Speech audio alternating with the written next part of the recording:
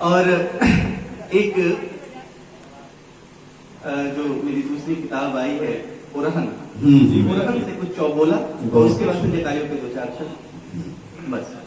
नहीं, असल में मैंने इसलिए कहा कि दूसरा चक्र भी मुझे लग रहा है चलेगा, तो इसमें बस 4-4 हाँ। चौबोला सुने।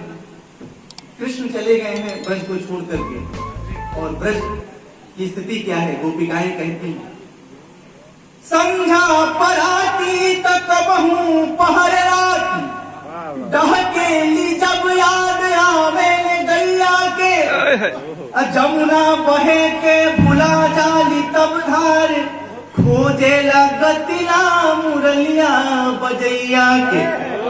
मुंह से तो सब कर बनेले हितैषी हो, मुंह से तो सब कर बनेले हितैषी हो, कैले मगर काम देखो मुदैया के।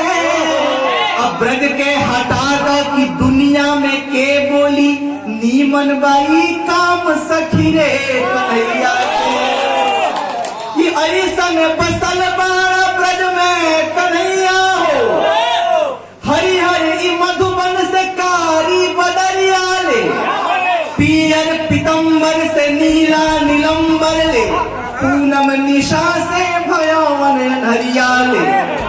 कहवा नजरिया हटा दी कन्हैया हो, अखिया जे मुनी तो मन के भीतरिया ले, सपना से जरिया नजरिया बजरिया, दुअरिया से धैले जमुना किनरिया ले।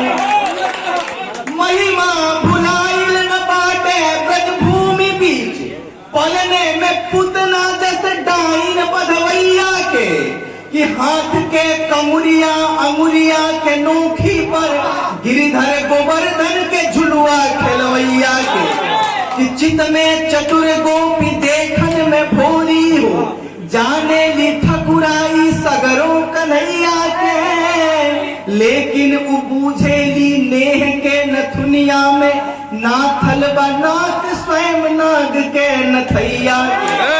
कि रोज रार ठाने लिए कहू न मानेली, ओढ़नी के अचरा से बानत धधाई जी, खोल के पितम्बर के कम्मर से उनका के, करके दिगम्बर हंसेली ठठाई। बसुरी चुरावेली बहुते रोआवेली, बसुरी चुरावेली बहुते रोआवेली, पूछे ले कुछ हूँ तब बोले अगर आई जी।